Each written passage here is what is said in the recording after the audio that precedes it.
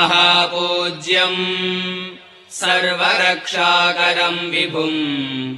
पार्वतीहृदयानन्दम् शास्तारम् प्रणमाम्यहम्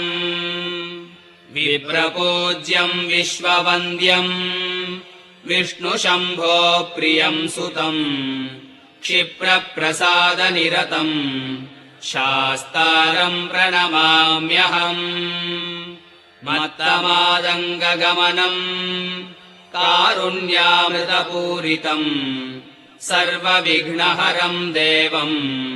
शास्तारम् प्रणमाम्यहम् अस्मत्कुलेश्वरम् देवम्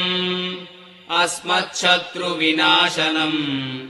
अस्मदिष्टप्रदातारम्